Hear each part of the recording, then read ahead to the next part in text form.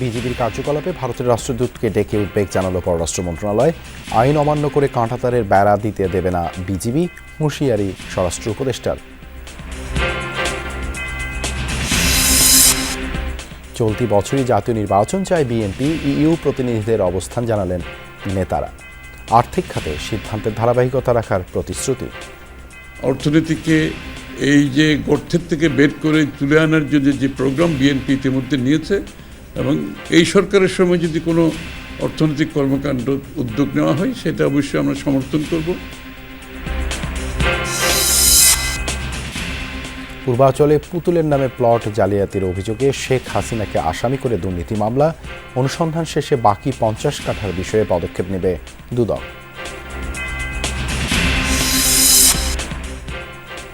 টিউলিপের ফ্ল্যাটের তদন্ত চাইলেন ডক্টর ইউনূস, দুর্নীতি প্রমাণ সাপেক্ষে ফেরত দেওয়ার আহ্বান, ব্রিটিশ এমপিকে বরখাস্তের দাবি বিরোধী দলীয় প্রধানের।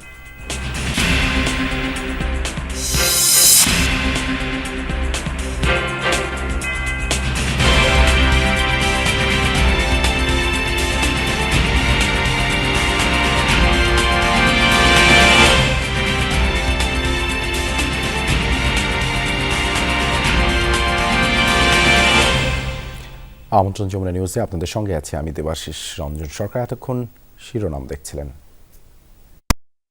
সীমান্তে বিএসএফ এর সাম্প্রতিক কার্যকলাপ নিয়ে গভীর উদ্বেগ প্রকাশ করেছে বাংলাদেশ সরকার। রবিবার বিকেলে পররাষ্ট্র মন্ত্রণালয়ে ঢাকায় নিযুক্ত ভারতীয় হাইকমিশনার প্রণয় ভার্মাকে ডেকে এই উদ্বেগের কথা জানান পররাষ্ট্র সচিব মোহাম্মদ জসিমউদ্দিন। এ সময় সীমান্তে উত্তেজনা বাড়াতে পারে এমন উস্কানিমূলক পদক্ষেপ থেকে বিরত থাকতে ভারতকে আহ্বান জানান তিনি।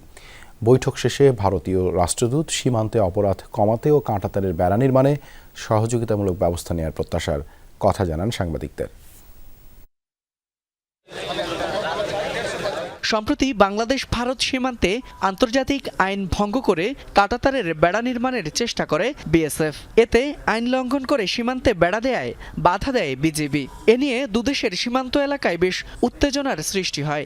রবিবার বিকেলে সীমান্তে বেআইনিভাবে কাঁটাতারের বেড়া নির্মাণের প্রতিবাদে ঢাকায় নিযুক্ত ভারতীয় হাইকমিশনার প্রণয় ভার্মাকে তলব করে পররাষ্ট্র মন্ত্রণালয়। ভারত সীমান্তে বিএসএফ এর সাম্প্রতিক কার্যকলাপ নিয়ে এ সময় সীমান্তে বিএসএফ এর সাম্প্রতিক কার্যকলাপ নিয়ে গভীর উদ্বেগ প্রকাশ করে বাংলাদেশ সরকার। আজ পররাষ্ট্র মন্ত্রণালয়ে ভারতের হাইকমিশনার জনাব প্রণয় ভার্মার কাছে বাংলাদেশ ভারত সীমান্তে বিএসএফ এর সাম্প্রতিক কার্যকলাপ নিয়ে বাংলাদেশ সরকারের গভীর উদ্বেগ প্রকাশ করেছেন। এই ধরনের কার্যকলাপ, বিশেষত কাঁটাতারের বেড়া নির্মাণের অনুমোদনহীন প্রচেষ্টা এবং বিএসএফ এর সংশ্লিষ্ট প্রায়োগিক কর্মকাণ্ড দুদেশের সীমান্তে উত্তেজনা সৃষ্টি করেছে। বৈঠকে সীমান্তে উত্তেজনা বাড়াতে পারে এমন উস্কানিমূলক পদক্ষেপ থেকে বিরত থাকতে ভারতকে আহ্বান জানান তিনি। বাংলাদেশ বিশ্বাস করে যে সীমান্তে শান্তি ও স্থিতিশীলতা বজায় রাখার লক্ষ্যে এই ধরনের সমস্যাগুলো গঠনমূলক সংলাপের মাধ্যমে এবং বিদ্যমান দ্বিপাক্ষিক চুক্তি অনুসারে সমাধান করা উচিত। বৈঠক শেষে ভারতীয় রাষ্ট্রদূত সাংবাদিকদের বলেন, পররাষ্ট্র সচিবের সাথে চোরাচালান মানব পাচার বন্ধে কথা হয়েছে। সীমান্তে উভয় দেশই অপরাধ মুক্ত রাখতে বদ্ধপরিকর। Effectively addressing the challenges of smuggling, movement of criminals and trafficking. We have an understanding with regard to fencing the border for security. Our two border guarding forces, BSF and BGB, have been in communication in this regard. বৈঠকে সুনামগঞ্জে BSF এর হাতে একজন বাংলাদেশি নাগরিকের মৃত্যুতে গভীর উদ্বেগ ও হতাশা জানিয়েছে পররাষ্ট্র মন্ত্রণালয়। ফয়সাল মাহমুদ, যমুনা নিউজ, ঢাকা। উত্তপ্ত বাংলাদেশ ভারত সীমান্ত সমঝোতা চুক্তি উপেক্ষা করে সীমান্তে কাঁটাতারের বেড়া নির্মাণ করছে ভারত। তবে বিজিবি ও সাধারণ মানুষের প্রতিরোধের মুখে আপাতত বিএসএফ এর কার্যক্রম বন্ধ বলে জানিয়েছেন স্বরাষ্ট্র উপদেষ্টা। তিনি বলেন, ভারত অবৈধ কিছু করলে বাংলাদেশ যে কোনো উপায়ে প্রতিরোধ করবে।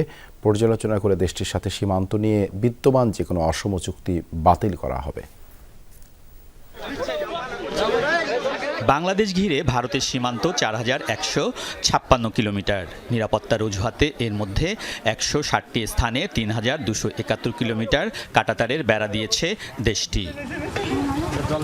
বাংলাদেশের পরিবর্তিত পরিস্থিতিতে ভারত হঠাৎ করে বাকি 885 কিলোমিটারও বেড়া নির্মাণের কাজ শুরু করেছে। এক্ষেত্রে মানেনি কূটনৈতিক শিষ্টাচার, জানায়নি বাংলাদেশকে, লঙ্ঘন করেছে দুই দেশের সীমান্ত নিয়ে সমঝোতা চুক্তিও।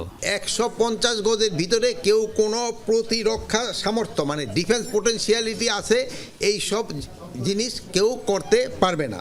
শূন্য লাইনের থেকে 150 গজের ভিতরে কোনো উন্নয়নমূলক কাজ করতে গেলে একে অপরের থেকে সম্মতি নিতে হবে, কোনো সম্মতি ছাড়া তারা এই কাজটা করতে পারবে না। বাংলাদেশ ভারত সীমান্ত নিয়ে সচিবালয়ে সেনা, বিজিবি, পুলিশ সহ বিভিন্ন আইন শৃঙ্খলা রক্ষাকারী বাহিনীর সাথে বৈঠক করেন স্বরাষ্ট্র উপদেষ্টা।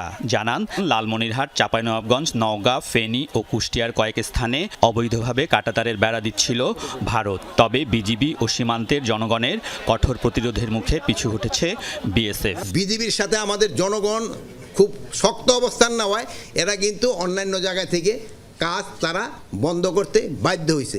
আমাদের জায়গা দিব না, এতে আবার কঠোরের কি আছে? আমার জায়গা আমি কঠোর থাকবো না মানে কি? কি কই মানছে নিতে বন্ধ করে দিছে? এখন হলো কি, তারা বিভিন্ন জায়গায় তো সমস্যা করার চেষ্টা করবে, বাট আমরা যেভাবে হোক ছলে বলে কৌশলে যেইভাবে এই সমস্যা সমাধান করব। উপদেষ্টার অভিযোগ, ক্ষমতাচ্যুত আওয়ামী লীগ সরকারের আমলে সীমান্ত নিয়ে ভারতের সাথে কিছু অসম চুক্তি হয়েছে। এসব চুক্তি পর্যালোচনা করবে বাংলাদেশ। অলরেডি একটা চিঠি দিব যে ওইগুলি আমার যে অসম চুক্তি হয়েছে ওইগুলি যেন বাদ দেওয়া যায়। 16 থেকে 20 ফেব্রুয়ারি বিজিবি ও বিএসএফ এর উচ্চ পর্যায়ের বৈঠক হবে। সেখানে সীমান্ত সমস্যা নিয়ে বিস্তারিত আলোচনা হবে বলে জানিয়েছেন স্বরাষ্ট্র উপদেষ্টা। একটা ভিজিট আছে। আলমগীর স্বপন, যমুনা নিউজ, ঢাকা। দীর্ঘমেয়াদে জনগণের কাছে অনির্বাচিত সরকারের গুরুত্ব থাকে না, তাই অন্য কোনো ভাবনায় না গিয়ে চলতি বছরই জাতীয় নির্বাচন চায় বিএনপি। ইইউ রাষ্ট্রদূতের সাথে বৈঠকে বিএনপির এমন অবস্থানের কথা তুলে ধরেন দলের মহাসচিব মির্জা ফখরুল ইসলাম আলমগীর। আর বিএনপি নেতা নজরুল ইসলাম খান সরকারের জনপ্রিয়তা নষ্ট হয় এমন সিদ্ধান্ত না নেয়ার আহ্বান জানান।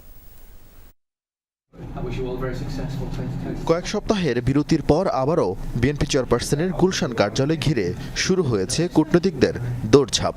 রোববার বিকেলে বিএনপি মহাসচিব মির্জা ফখরুল ইসলাম আলমগীরের সাথে বৈঠক করেন ঢাকাস্থ ইউরোপীয় ইউনিয়নের রাষ্ট্রদূত মাইকেল মিলার।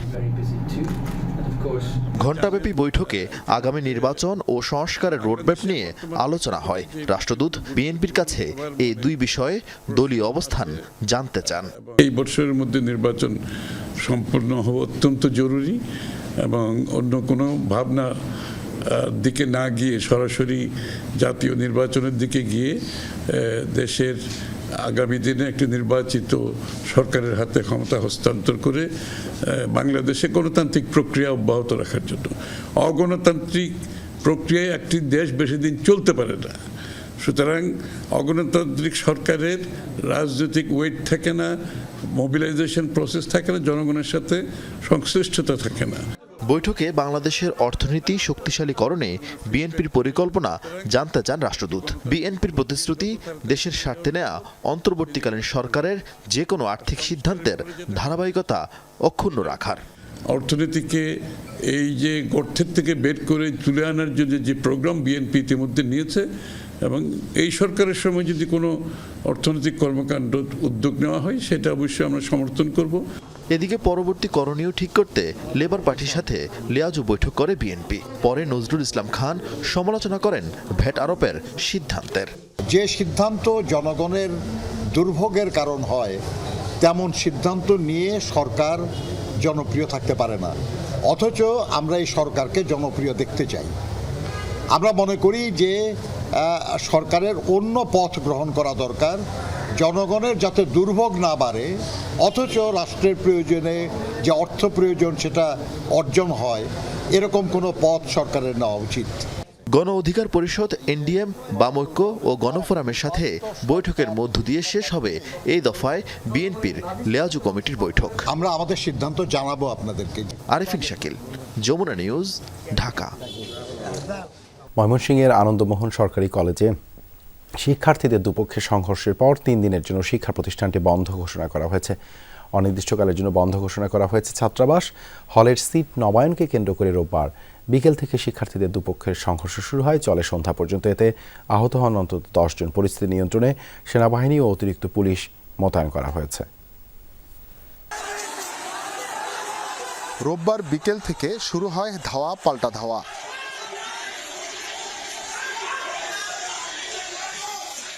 ময়মনসিংহের সরকারি আনন্দমোহন কলেজে ছাত্রাবাসের সিট বরাদ্দ নিয়ে দুই পক্ষের দ্বন্দ্বে এই হামলা পাল্টা হামলা সংঘর্ষ। হলের সিট চার্জ কমানো সহ হল কেন্দ্রিক বিভিন্ন দাবিতে ক্রিয়াশীল ছাত্র সংগঠনগুলো ও হলে থাকা সাধারণ ছাত্ররা দুই ভাগ হয়ে পড়ে। এ বিষয়ে কর্তৃপক্ষের সাথে রোববার দুপুরে মিটিংয়ে বসাকে কেন্দ্র করে দ্বন্দ্বে জড়ায় শিক্ষার্থীরা। হল থেকে একটা গ্রুপ এসে তারা প্রিন্সিপাল স্যারের রুমের সামনে এসে অবস্থান করে এবং এখান থেকে তারা উচ্চবাচ্য করে এক পর্যায়ে তারা তাদের জুতা নিক্ষেপ করে, বাইরে যারা ছিল তাদের লাঠি সুটা নিয়ে তারা এসেছিল। 2 ঘন্টা 2.5 ঘন্টার উপরে আমাদের একটা দাওয়া পাল্টা দেওয়া হয়েছে। যেহেতু তারা আমাদেরকে মারতে আসছে, আমরা তো নিজেদের পিঠ বাঁচানোর জন্য হইলেও তো মানে আমরা সামনে দাঁড়াইতে হইব, প্রতিরোধ করতে হইব। আমাদের অধ্যক্ষ স্যার এটা যদি একটা সুষ্ঠু সমাধান দিনের বেলা দিয়ে দিতেন, এটার কোনোভাবেই আজকে এই হামলাটা হইতো না। পরে পুলিশ ও সেনাবাহিনী গিয়ে পরিস্থিতি নিয়ন্ত্রণে আনে। এ ঘটনায় ছাত্রদের দুই পক্ষই পরস্পর বিরোধী বক্তব্য দিয়েছে। আমরা মনে করি হলে সাধারণ শিক্ষার্থীরা থাকবে, নিয়মিত শিক্ষার্থীরা থাকবে। এখন ক্রিয়াশীল ছাত্র সংগঠনে তারাও তাদের সাধারণ শিক্ষার্থী আছে, তাদেরও নিয়মিত ছাত্রত্ব আছে, তারা থাকবে। কিন্তু ইলিগেল কোনো স্টুডেন্ট, অছাত্র কেউ থাকতে পারবে না, ছাত্রলীগের সংশ্লিষ্ট কেউ থাকতে পারবে না। কলেজের ভিতরে পড়াশোনা আমাদেরকে কোনো নিরাপত্তা দিতে পারতেছে না। বাইরে বের হওয়ার পরে আমাদেরকে নিরাপত্তা কে নিশ্চিত করবে? আমরা এই মুহূর্তে নিরাপত্তা সংকটে ভুগতেছি। উদ্ভূত পরিস্থিতিতে 3 দিনের জন্য আনন্দমোহন কলেজের শ্রেণী কার্যক্রম বন্ধ ঘোষণা করেছে কর্তৃপক্ষ। পাশাপাশি ছেলেদের হল অনির্দিষ্টকালের জন্য বন্ধ ঘোষণা করা হয়েছে। আমাদের অতিরিক্ত পুলিশ আপনার নিয়ন্ত্রণ নিয়ে আসছে এবং আমাদের পুলিশ এখনও আপনার নিয়ন্ত্রণ আছে এবং ভবিষ্যতে যত সেনাবাহিনী আছে তাও থাকবে এবং আমরাও আছি এখানে। আরও কোনো বড় ধরনের ঘটনা যাতে না ঘটে সেই জন্য আমরা ছেলেদের হোস্টেলটা অনির্দিষ্টকালের জন্য বন্ধ রেখেছি। আর 3 দিনের জন্যে শ্রেণী কার্যক্রম, একাডেমিক কার্যক্রম বন্ধ থাকে সমস্ত কলেজে। পরীক্ষা চলবে, জাতীয় বিশ্ববিদ্যালয়ের পরীক্ষা চলবে। সংঘর্ষে আহত হয়েছেন অন্তত 10 শিক্ষার্থী। সোমবার সকালের মধ্যে ছাত্রদের ছাত্রাবাস ছাড়ার জন্য সময়সীমা বেঁধে দেয় কর্তৃপক্ষ। হুসাইন শাহিদ, যমুনা নিউজ, ময়মনসিংহ। ক্ষমতার অপব্যবহার ও অনিয়ম করে পূর্বাঞ্চলে প্লট নেয়ার অভিযোগে শেখ হাসিনা ও তার কন্যা সাইমা ওয়াজেদ পুতুলের বিরুদ্ধে মামলা করেছে দুদক। অবৈধভাবে নেওয়া 60 কাঠা প্লটের মধ্যে মামলাটি 10 কাঠার প্লট নিয়ে। মামলার প্রথম আসামি করা হয়েছে পুতুলকে। অনিয়মের অভিযোগে আসামি করা হয়েছে রাজুক ও গণপূর্তের 14 ঊর্ধ্বতন কর্মকর্তাকেও। বালু নদীর পাড়ে পূর্বাচল প্রকল্পের ডিপ্লোম্যাটিক জোনের 27 নম্বর সেক্টরে 203 নম্বর রোডের এক সারিতে 6টি প্লট, পুরো 60 কাঠা প্লটের চারপাশ ঘেরা প্রাচীর দিয়ে। পরিবেশের জন্য গুরুত্বপূর্ণ এই জোনে প্লট বরাদ্দের ক্ষেত্রে কাঠাপতি নির্ধারিত ছিল 3 লাখ টাকা। সেক্ষেত্রে প্রতিটি প্লটের মূল্য ধরা হয়েছিল মাত্র 30 লাখ টাকা। 60 কাঠা প্লটের 10 কাঠার একটি প্লট শেখ হাসিনা কন্যা সাইমা ওয়াজেদ পুতুলের। 2022 সালের 2 নভেম্বর তার নামে 17 নম্বর প্লটটি বরাদ্দ করা হয়েছিল। এর পাশেই শেখ হাসিনা ও জয়ের প্লটটি বরাদ্দ দিয়েছিল রাজুক। পূর্বাঞ্চলের যে স্থানে হওয়ার কথা ছিল গ্রিন জোন, তা ভেঙে প্লটগুলো করা হয়েছিল শেখ হাসিনা ও তার পরিবারের জন্য। মায়ের ক্ষমতার অপব্যবহারে এ প্লট পেয়েছিলেন পুতুল। প্রাথমিক অনুসন্ধানে এসবের প্রমাণ পেয়েছে দুদক। পুতুলকে 1 নম্বর ও সাবেক প্রধানমন্ত্রী শেখ হাসিনাকে 2 নম্বর আসামি করে মামলা করেছে সংস্থাটি। সাথে আসামি রাজুক ও গণপূর্তের সে সময়কার ঊর্ধ্বতন আরও 14 কর্মকর্তা। আইন মতে বরাদ্দ পাওয়ার যোগ্য না হওয়া সত্ত্বেও পরস্পর যোগসাজশে পূর্বাচল আবাসন প্রকল্পের 27 নং সেক্টরে 203 নং রাস্তার প্লট নং 017 অভিযোগ সংশ্লিষ্ট সাইমা ওয়াজেদ পুতুল, জনাব শেখ হাসিনা সাবেক প্রধানমন্ত্রী সহ জাতীয় গৃহায়ণ কর্তৃপক্ষ এবং রাজুকের সংশ্লিষ্ট কর্মকর্তা সহ মোট 16 জনের বিরুদ্ধে আলোচ্য মামলাটি রুজু করা হয়েছে। দুদক জানায় বাকি 50 কাঠার প্লট নিয়েও অনুসন্ধান চলছে। পাওয়া যাচ্ছে ক্ষমতার অপব্যবহারের নানা প্রমাণ। অভিযোগটা এখানে 60 কাঠা নিয়ে আমরা আপনাদেরকে শীঘ্রই বাকিগুলো সম্পর্কেও আপনারা তথ্যাদি পাবেন। আওয়ামী লীগ সরকার পতনের পর সাবেক প্রধানমন্ত্রী শেখ হাসিনা ও তার পরিবারের বিরুদ্ধে প্রায় 80,000 কোটি টাকার দুর্নীতির অভিযোগ উঠেছে। এর মধ্যে রয়েছে রূপপুর পারমাণবিক বিদ্যুৎ কেন্দ্র, বিমানবন্দরের 3rd টার্মিনাল নির্মাণ সহ 9টি মেগা প্রকল্পের বড় দুর্নীতির অভিযোগ। এছাড়াও বিদেশে অর্থ পাচার সহ নানা দুর্নীতির অভিযোগ শেখ হাসিনার পরিবারের বিরুদ্ধে। বেনিফিশিয়ারি যারা আছেন সকলকে এখানে অন্তর্ভুক্ত করা হয়েছে। রাজীব আহমেদ, যমুনা নিউজ, ঢাকা। ব্রিটিশ মন্ত্রী টিউলিপ সিদ্দিকের বিরুদ্ধে অনিয়মের সঠিক তদন্তের আহ্বান জানিয়েছেন অন্তর্বর্তী সরকারের প্রধান উপদেষ্টা ডক্টর মোহাম্মদ ইউনূস। দেশটির প্রভাবশালী গণমাধ্যম সানডে টাইমসে দেয়া এক সাক্ষাৎকারে এই আহ্বান জানান তিনি। ডক্টর ইউনূস বলেন, বিনামূল্যের ফ্ল্যাট গ্রহণের মতো ডাকাতি প্রমাণ হলে সেটি ফেরত দেওয়া উচিত। এজন্য তাকে ক্ষমা চাওয়ার আহ্বানও জানান ডক্টর ইউনূস। এদিকে টিউলিপকে বরখাস্তের আহ্বান জানিয়েছেন দেশটির প্রধান বিরোধী দল কনজারভেটিভ পার্টির প্রধান। একের পর এক অনিয়মের অভিযোগে চাপের মুখে যুক্তরাজ্যের ক্ষমতাসীন লেবার পার্টির টানা 4 বারের এমপি টিউলিপ সিদ্দিক। এমন সময় তাকে নিয়ে মুখ খুললেন অন্তর্বর্তী সরকারের প্রধান উপদেষ্টা ডক্টর মোহাম্মদ ইউনূস। শনিবার প্রভাবশালী ব্রিটিশ সংবাদ মাধ্যম দ্য টাইমসকে এক সাক্ষাৎকারে টিউলিপের বিনামূল্যে ফ্ল্যাট গ্রহণের অভিযোগের সত্যতা প্রমাণে সুষ্ঠু তদন্ত হওয়া উচিত বলে মন্তব্য করেন তিনি। অভিযোগ প্রমাণিত হলে অর্থনৈতিকভাবে অর্জিত সম্পদ ফেরতের পাশাপাশি ক্ষমা চাওয়ার কথাও দ্য টাইমসে দেওয়া সাক্ষাৎকারে বলেন ডক্টর ইউনূস। শুধু ফ্ল্যাট গ্রহণই নয়, সামনে আসছে শেখ রেহানা কন্যার আরও বহু সুবিধা নেওয়ার তথ্য। ব্রিটিশ সংবাদ মাধ্যম দ্য টেলিগ্রাফের তথ্য অনুযায়ী 2019 সালে অনুষ্ঠিত ক্রিকেট বিশ্বকাপের 2টি ম্যাচ বিনামূল্যে স্টেডিয়ামে বসে উপভোগ করেছিলেন টিউলিপ। সঙ্গে ছিলেন তার ভাই বোন ও আওয়ামী লীগের একজন এমপিও। দুপুরের খাবার সহ প্রতিটি ম্যাচে টিকিটের দাম ছিল বাংলাদেশি মুদ্রায় প্রায় 54,000 টাকা করে। এদিকে যুক্তরাজ্যের সিটি মিনিস্টার টিউলিপ সিদ্দিককে বরখাস্ত করতে আহ্বান জানিয়েছেন প্রধান বিরোধী দল কনজারভেটিভ পার্টির প্রধান কেমি ব্যাডেনচ। ব্রিটিশ সরকারের অর্থ মন্ত্রণালয়ের অধীনে ইকোনমিক সেক্রেটারি হিসেবে দায়িত্ব পালন করছেন 42 বছর বয়সী টিউলিপ সিদ্দিক। তাজরিয়ান সোবহান, যমুনা নিউজ। দেশের আর্থিক স্বাস্থ্য ঠিক রাখতে ভ্যাট বৃদ্ধির পদক্ষেপ নিয়েছে সরকার। আওয়ামী লীগ ও শেখ পরিবারে রেখে যাওয়া ভঙ্গুর অর্থনীতিকে মেরামতে অগ্রাধিকার দেওয়া হচ্ছে। রোববার সন্ধ্যায় রাজধানীর ফরেন সার্ভিস একাডেমিতে সংবাদ সম্মেলনে এসব কথা বলেন প্রধান উপদেষ্টার প্রেস সচিব শফিকুল আলম। সরকারের নেওয়া বিভিন্ন পদক্ষেপ দেশের মানুষকে বুঝিয়ে বলার আহ্বান জানান তিনি। সংবাদ সম্মেলনের শুরুতেই ভ্যাট বৃদ্ধির প্রসঙ্গ টানেন প্রধান উপদেষ্টার প্রেস সচিব শফিকুল আলম। বলেন, 2021 সাল থেকেই রাজস্ব আয়ে শর্টফল চলছে, আর এই শর্টফল সামলাতেই এমন সিদ্ধান্ত সরকারের। 5 মাসে রেভিনিউ শর্টফল হয়েছে 42,000 কোটি টাকা। এই খরচটা তো আমার মেটাতে হবে।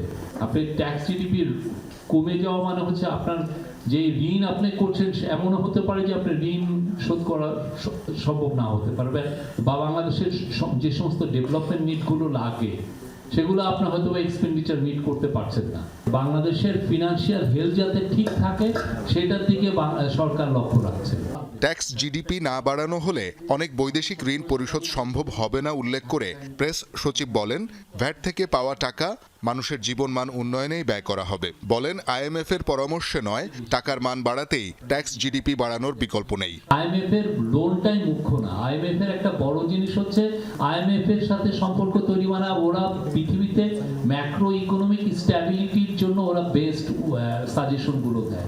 আইএমএফ ঋণ দেওয়া মানে হচ্ছে তখন হয় কি, ওকে সামনে রেখে অন্যান্যরা আসে। আমাদের ম্যাক্রো ইকোনমিক স্ট্যাবিলিটি বাড়ানোর জন্য আমাদের ট্যাক্স রেভিনিউ রেশিওটা, ট্যাক্স জিডিপি রেশিওটা বাড়াতে হবে। এটা এমন জায়গায় চলে গেছে সেটা আর সাস্টেনেবল না। বিগত সরকারের আমলে মেগা প্রজেক্টের নামে ব্যাপক দুর্নীতি ও অপচয় হয়েছে উল্লেখ করে তিনি বলেন, জনগণের টাকায় অযথাই নির্মাণ করা হয়েছে কর্ণফুলী টানেল ও 7 তারকা হোটেল। পাচার করা টাকা ফেরত আনতে সরকার কাজ করছে বলে জানান শফিকুল আলম। আমরা সাসপেক্ট করছি তোমার এখানে টাকাটা চলে গেছে, তুমি আমাদেরকে কোঅপারেট করো, এবং আমরা ওভারওয়েলমিং সাপোর্ট সবার কাছ থেকে পাচ্ছি। শওকত মঞ্জুর শান্ত, যমুনা নিউজ, ঢাকা। জাতীয় ও স্থানীয় নির্বাচন একসাথে করা বাস্তবসম্মত নয়, এমনকি একই দিনে সব স্থানীয় নির্বাচনও সম্ভব নয়।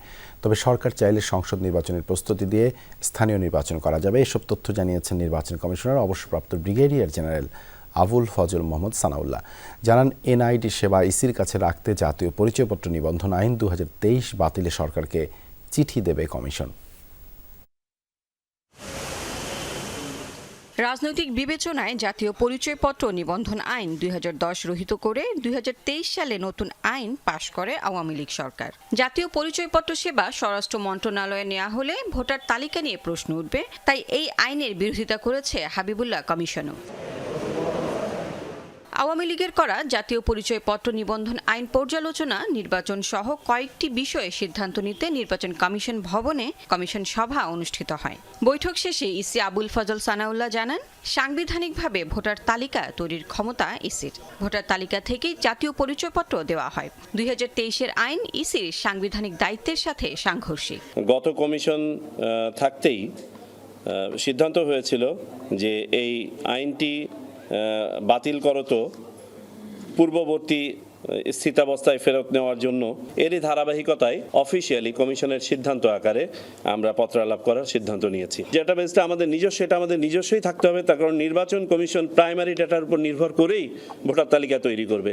এক প্রশ্নের জবাবে তিনি বলেন, জাতীয় ও স্থানীয় নির্বাচন একদিনে করা বাস্তবসম্মত না। জাতীয় নির্বাচন কমিশনের মূল লক্ষ্য। নির্বাচনকে ব্যাহত করে এমন কিছু করা ঠিক হবে না। জাতীয় নির্বাচন করতে হলে তার আগে কিন্তু আমাদেরকে একটা রিঅ্যাকশন টাইম দিতে হবে। তখন এমন কোনো ইভেন্ট আসা ঠিক হবে না যেটা জাতীয় নির্বাচনকে আপনার ব্যাহত করে। তো এমত অবস্থায় আমি নিশ্চিত সকল পক্ষ এগুলো বিবেচনা করে যে সিদ্ধান্ত নেবেন আমরা সেটা বাস্তবায়ন করব। তাতে যদি সরকার মনে করে কিছু নির্বাচন আগে করাবে, আমাদেরকে সেভাবে করতে হবে। তবে আমাদের অবস্থান হচ্ছে মূলত আমরা ওই জায়গাটাতে বলেছি যে সব নির্বাচন একসাথে করাটা সম্ভব নয়, আর সকল স্থানীয় সরকার নির্বাচন একসাথে করা সম্ভব নয়।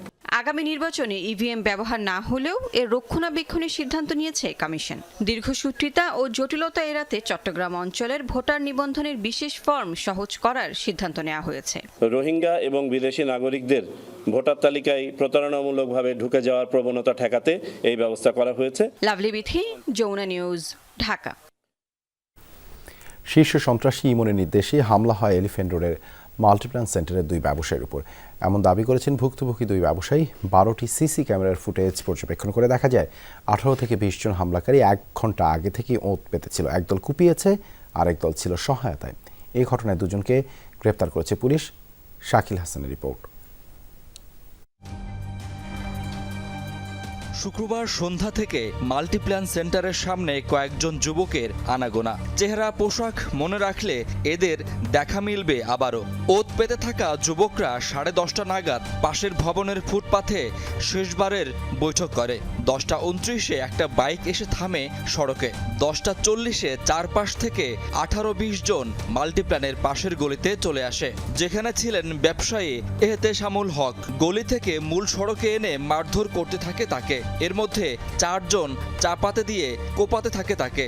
এই সময়ে মার্কেট থেকে গাড়িতে বের হচ্ছিলেন আরেক ব্যবসায়ী ওয়াহিদুল হাসান। তার গাড়িতে হামলা করে যুবকরা। এ সময় এগিয়ে এসে ওয়াহিদকে ভেতরে নিয়ে যান ভবনের নিরাপত্তা রক্ষীরা।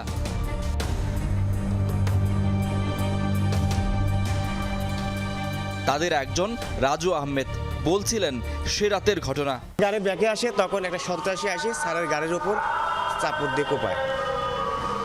কোপায় দৌড়ায় পালা চলে যায়। তো এখানে একজন আছে, আমি বাইরে দেখছি 10-15 জন। এহতেশামকে কুপিয়ে যুবকরা যে যার মতো চলে যায়। সাদা পাঞ্জাবি পরা যুবককে দেখা গিয়েছিল শুরুতে। সে হেঁটে চলে যায় রাস্তা ধরে। সড়কে বাইকে অপেক্ষা করছিল যে যুবক। মূল হামলাকারী এলে তাকে নিয়ে পালায় সে। 2 ব্যবসায়ীকে হামলার পর কয়েকজন সড়ক পার হয়ে ওপারে এবং কয়েকজন এই ফুটপাত ধরে নির্বিঘ্নে হেঁটে চলে যান। এই মার্কেটের সিসি ক্যামেরায় ধরা পড়ে সেই দৃশ্য। হামলাকারীর প্রত্যেকের মুখ ছিল ঢাকা। তখনও সড়কে পড়েছিলেন রক্তাক্ত এহতেশাম। নিরাপত্তারক্ষী আর আশেপাশের দোকানের কয়েকজন এসে তাকে অটোরিকশায় করে নিয়ে যান পাশের একটি হাসপাতালে। সেখানেই চিকিৎসা নিচ্ছেন তিনি। রক্তাক্ত অবস্থায় 4-5টা কোপের দাগ দেখতে পাইলাম। এখন আমার সহযোগীদের নিয়ে আমি তাকে হাসপাতাল নিয়ে গেলাম পপুলারে। কেন এই হামলা আর কারাই বা করলো তাও স্পষ্ট করেছেন ভুক্তভোগীরা।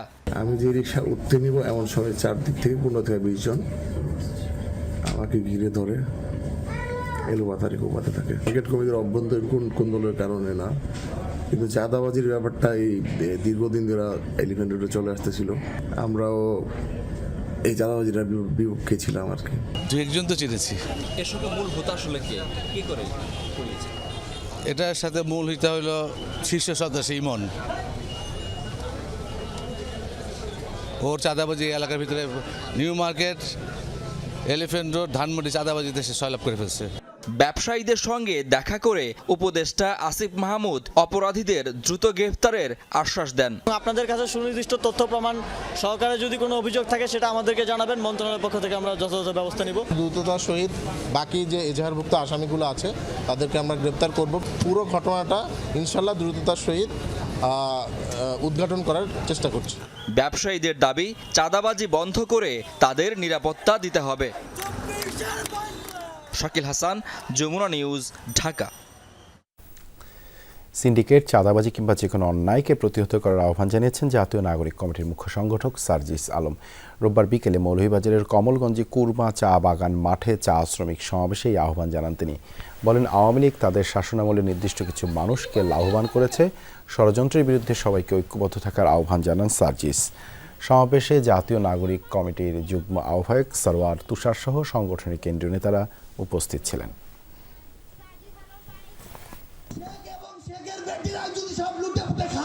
আমার জাত শ্রমিকরা কি খাবে?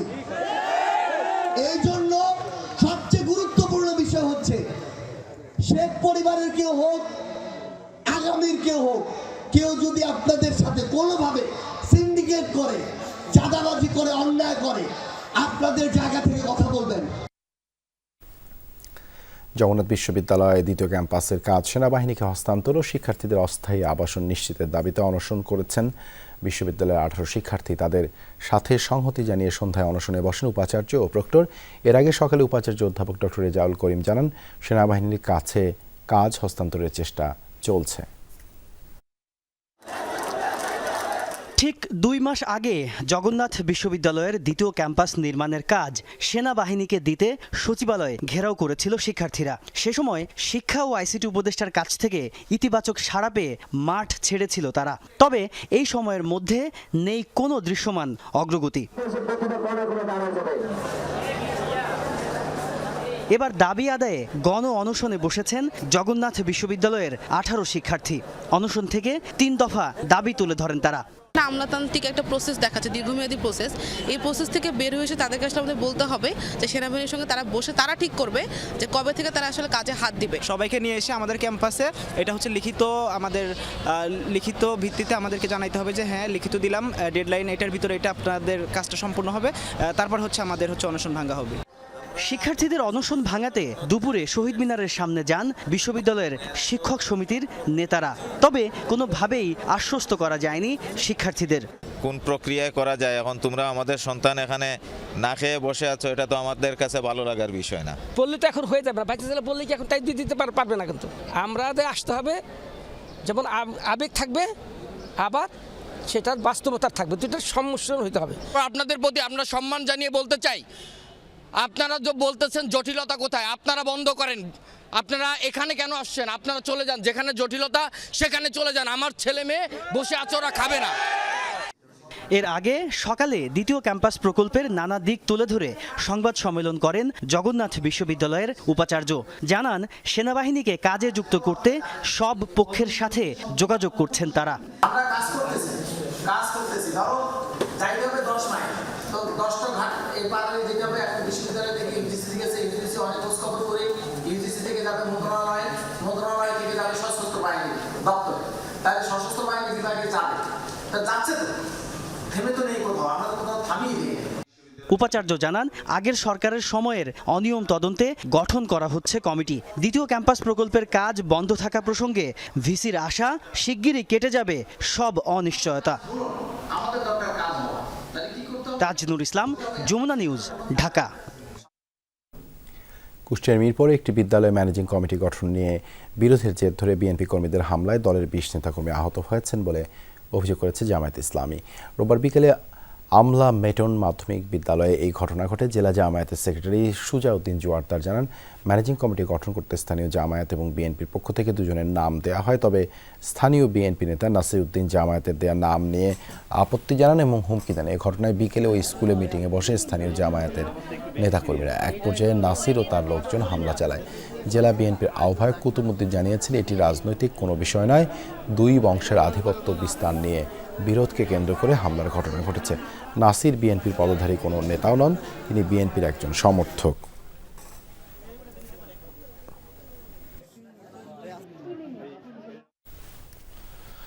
জয় বাংলা স্লোগান নয়, দুই গ্রুপের বিরোধের জেরেই চাঁপাইয়ের নবাবগঞ্জে দুই কিশোরের হত্যাকাণ্ড, এমনটাই জানিয়েছে পুলিশ। রোববার দুপুরে জেলা পুলিশ সুপার কার্যালয় মিলনায়তনে সংবাদ সম্মেলনে কথা জানান পুলিশ সুপার রেজাল করিম। গত 17 ডিসেম্বর নাচল উপজেলায় সাংস্কৃতিক অনুষ্ঠানে আনন্দ উল্লাসকে কেন্দ্র করে কথা কাটাকাটি ও হাতাহাতি হয় তামিম সহ কয়েকজন কিশোরের। এক পর্যায়ে শাহিন নামে একজন পকেটে থাকা ফল কাটার ছুরি নিয়ে এলোপাতাড়ি আঘাত করে বিরোধী পক্ষের ওপর ঘটনাস্থলে মৃত্যু হয় মাসুদ ও রায়হান নামের দুই কিশোরের। পরদিন নিহত মাসুদের বাবা এজাবুল হক বাদী হয়ে নাচল থানায় মামলা করেন। আসামি করা হয় 10 জনকে। পরে গোয়েন্দা পুলিশ অভিযান চালিয়ে ঢাকার সাভার থেকে শাহিন রেজা এবং ময়মনসিংহের ভালুকা থেকে সামাদ আলীকে গ্রেপ্তার করে। শাহিনের গ্রুপের সাথে ওইখানে ওই খুলশি গ্রামের সাথে মারামারি হয়। সে মারামারিতে শুধুমাত্র শাহিনের সাথে একটা অস্ত্র ছিল। আমাদের তদন্ত এখন পর্যন্ত আসছে, আমরা অন্যান্য আসামি গ্রেপ্তার পর বাকিরা জানতে পারবো। সেখানে শাহিনের এই অস্ত্রের আঘাতে মাসুদ এবং রায়হান নামে 2 জন মারা যান এবং আরও 4 জন আহত হন। ঝালকাঠিতে মেয়ের বিয়ের প্রস্তাবে রাজি না হওয়ায় এক দিনমজুরের হাত, পা এবং দাঁত ভেঙে দিয়েছে সন্ত্রাসীরা। গত শুক্রবার রাতে ভুক্তভোগী আশরাফ আলী খানের উপর হামলা করে স্থানীয় পিন্টু গাজী ও মিজান গাজী। পরে আশরাফ আলীকে উদ্ধার করে হাসপাতালে ভর্তি করে স্থানীয়রা। পরিবারের অভিযোগ, পিন্টু ও মিজান প্রায়ই মেয়ে ফাতেমাকে উত্ত্যক্ত করে। এছাড়া আশরাফ আলীকেও দিয়েছে হত্যার হুমকি। এদিকে হামলার পর আশরাফ আলীর বিরুদ্ধে স্ত্রীকে ধর্ষণ চেষ্টার নামে থানায় অভিযুক্ত করেছে অভিযুক্ত পিন্টু।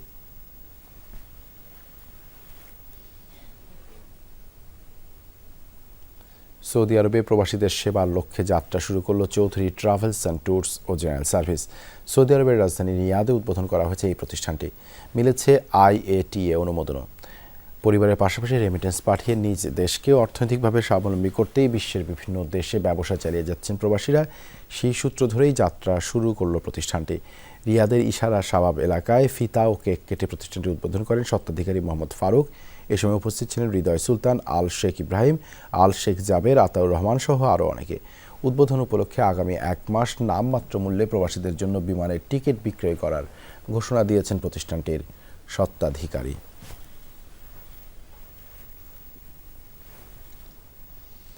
বর্ণবাদ বিরোধী আন্দোলনে উত্তাল পর্তুগালের রাজধানী লিসবন। দেশটিতে একদল বাংলাদেশের সাথে হওয়া বর্ণবাদী আচরণের প্রতিবাদে শনিবার আল হামেদা পার্কে জড়ো হয় অসংখ্য মানুষ। পতাকা ও ব্যানার হাতে প্রতিবাদী স্লোগানে প্রবাসীদের পাশাপাশি উপস্থিত ছিলেন স্থানীয় আইন প্রণেতারাও। পর্তুগাল থেকে সহকর্মী জহুরুল ইসলাম মুনের পাঠানো তথ্য ও ছবি নিয়ে বিস্তারিত। প্রতিবাদ ও বিক্ষোভে উত্তাল পর্তুগালের রাজধানী লিসবন। সম্প্রতি পর্তুগালের বাংলাদেশ অধ্যুষিত এলাকা মার্তিমনিজে একদল বাংলাদেশিকে হয়রানির অভিযোগ ওঠে পুলিশের বিরুদ্ধে। দেয়ালের সাথে ঠেকিয়ে তাদের তল্লাশি চালায় পুলিশ। ওই ঘটনার ছবি ছড়িয়ে পড়ে সামাজিক যোগাযোগ মাধ্যমে। ওঠে প্রতিবাদের ঝড়। এই ঘটনার নিন্দা জানায় বিভিন্ন রাজনৈতিক, সামাজিক ও মানবাধিকার সংস্থা। এই ঘটনার প্রতিবাদে আলামেদা পার্কে জড়ো হয় দেশটির স্থানীয় ও প্রবাসীরা। বর্ণবাদ বিরোধী মিছিল ও স্লোগানে মুখরিত হয়ে ওঠে পুরো এলাকা। 400-র উপরে মানুষকে দেয়ালের সাথে হাত উঁচু করে দাঁড় করিয়ে রাখা হয়েছিল, যেটা পুরো পুলিশি অ্যাকশনের পর্যায়ে পড়ে না। এটা এক ধরনের রেসিজম। তারই প্রেক্ষিতে পর্তুগালের বামপন্থী রাজনৈতিক দলগুলো এবং সকল অ্যাসোসিয়েশনগুলো মিলে এই প্রতিবাদ সমাবেশটা আয়োজন করেছে। আমরা আজকে যে রেসিজমের বিপক্ষে আমরা দাঁড়িয়েছি সেটা হচ্ছে আমাদেরকে দেওয়ালে ঝুঁকাবেন না। এই বিক্ষোভ কর্মসূচিতে উপস্থিত ছিলেন MP Mariana Mortagua, MP Fabian Figueiredo, deputy municipal Jose Leitao, Timoteo Macedo, Miguel Garcia সহ আরও বিভিন্ন গুরুত্বপূর্ণ ব্যক্তিবর্গ। বাংলাদেশি অধিক এই এরিয়ায় বাস করে, এদেশের কন্ট্রিবিউশন হেলথ থেকে শুরু করে আমরা সমস্ত আমার কমিউনিটির পক্ষ থেকে আমি একটা বড় প্রতিবাদ জানাই।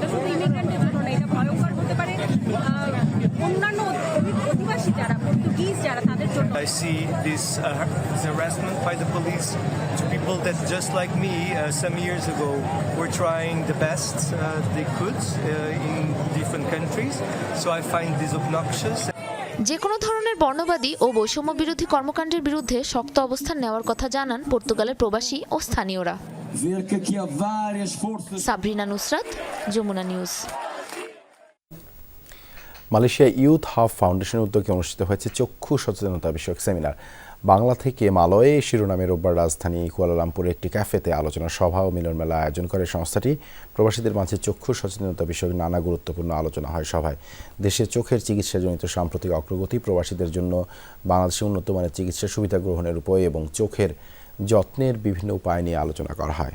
সংস্থাটির কোষাধ্যক্ষ সুমাইয়া জাফরিন চৌধুরীর সঞ্চালনায় উদ্বোধনী বক্তব্য প্রদান করেন মহাসচিব পাভেল সারওয়ার। অনুষ্ঠানের প্রধান আলোচক হিসেবে উপস্থিত ছিলেন চক্ষু বিশেষজ্ঞ অধ্যাপক ডাক্তার সিদ্দিকুর রহমান। বিশেষ আলোচক হিসেবে কথা বলেন ডাক্তার উম্মে কাউসার। উপস্থিত ছিলেন ডাক্তার মোহাম্মদ আলী তারেক, ডাক্তার তানিয়া ইসলাম সহ সংস্থাটির সদস্যরা।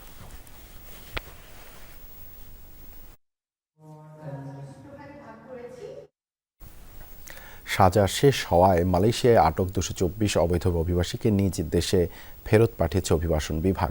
বিবৃতিতে জোহর ইমিগ্রেশন বিভাগ জানায়, অবৈধভাবে দেশটিতে বসবাসের অপরাধে বিভিন্ন সময় আটককৃত 200-রও বেশি অভিবাসীকে রোববার আকাশ ও জলপথে ফেরত পাঠানো হয়েছে নিজ নিজ দেশে। মুক্তি পাওয়া অভিবাসীদের মাঝে ছিল Bangladesh, Indonesia, Pakistan, Bharat, Vietnam, Nepal, Thailand ও কম্বোডিয়ার নাগরিক। সাজা শেষে তাদের নিজ নিজ দেশের দূতাবাস থেকে নাগরিকত্ব যাচাই করে দেশে ফেরত পাঠানো হয়। পুনরায় এই অভিবাসীদের মালয়েশিয়া প্রবেশ ঠেকাতে তাদের কালো তালিকাভুক্ত করা হয়েছে।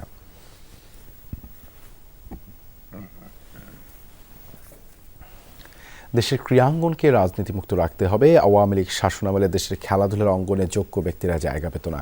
নাটোরে এমনটা বলেছেন বিএনপি কেন্দ্রীয় নেতা রুহুল কুদ্দুস তালুকদার দুলু। রোববার বিকেলে সিংড়ায় কলম উচ্চ বিদ্যালয় মাঠে শহীদ জিয়া ফুটবল টুর্নামেন্টের ফাইনাল অনুষ্ঠিত হয়। এ সময় বক্তব্যে রুহুল কুদ্দুস তালুকদার দুলু বলেন, দেশের খেলাধুলা সহ সকল কিছু একটি রাজনৈতিক চক্রের ভিতরে আবদ্ধ ছিল। আগামী দিনে প্রকৃত খেলোয়াড়রাই যোগ্য স্থানে থাকবে বলে আশাবাদ জানান তিনি। ফাইনালে নওগাঁ ভাই ভাই একাদশ 2-1 গোলে কুষ্টিয়া বিজিএম একাদশকে পরাজিত করে। গত 7 ডিসেম্বর থেকে শুরু হওয়া টুর্নামেন্টে 8টি দল অংশ নেয়।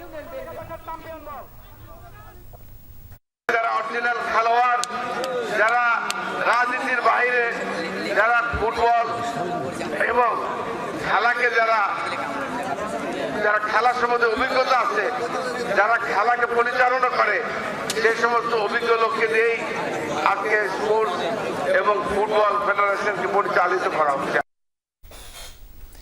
টি-20তে ক্যারিয়ারের প্রথম সেঞ্চুরি হাঁকিয়ে চ্যাম্পিয়ন্স ট্রফির দল থেকে বাদ পড়ার জবাব দিলেন লিটন দাস। মাত্র 44 বলে করা লিটনের শতক দেশি ব্যাটারদের মধ্যে দ্রুততম। লিটনের পাশাপাশি তানজিদ তামিমের শতকে সারা বিশ্বের ফ্র্যাঞ্চাইজি ক্রিকেটের সর্বাধিক 241 রানের জুটি করেছেন দুজন।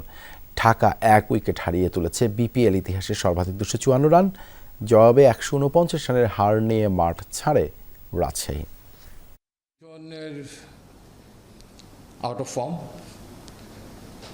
একটা ব্যাটসম্যান দীর্ঘদিন ধরে এই একই ফর্মেটে রানের তীব্র খরায় ভুগছে।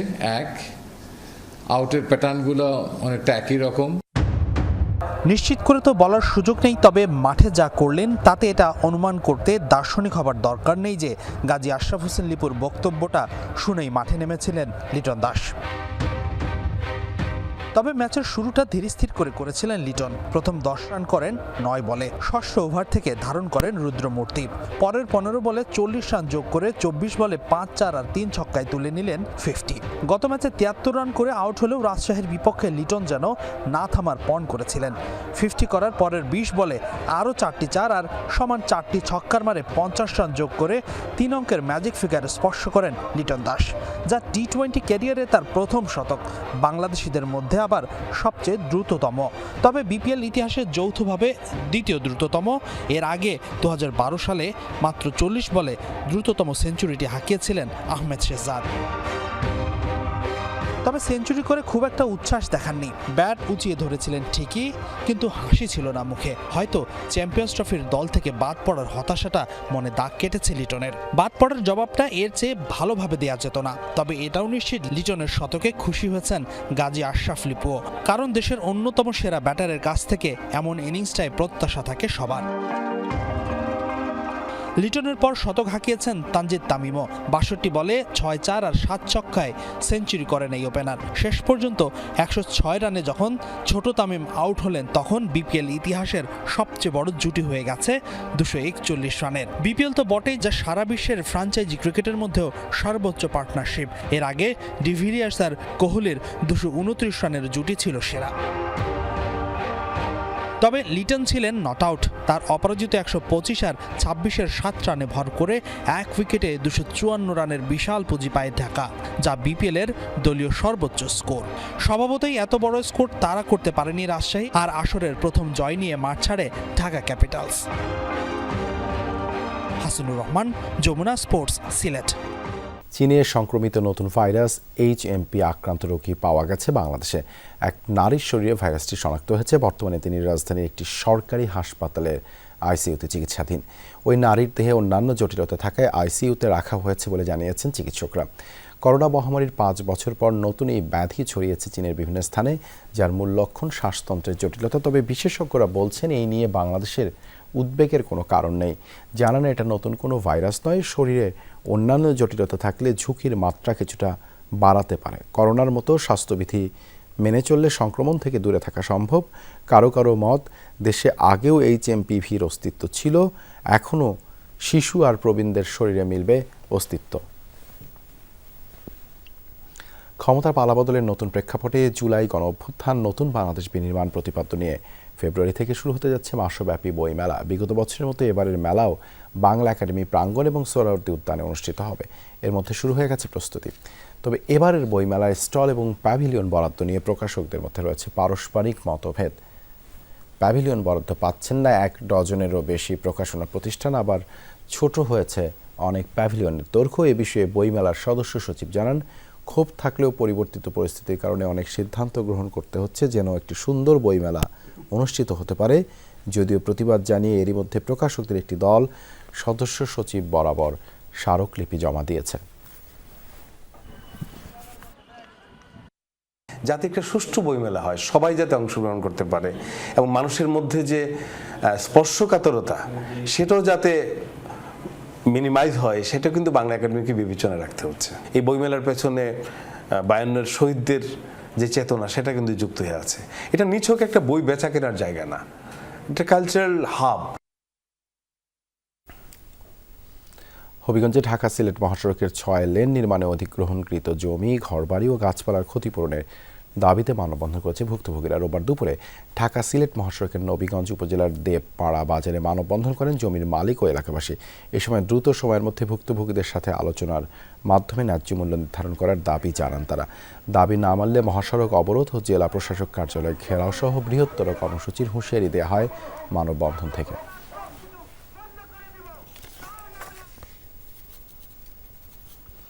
এই ছিল যমুনা নিউজে। এতক্ষণ সাথে থাকার জন্য ধন্যবাদ সবাইকে।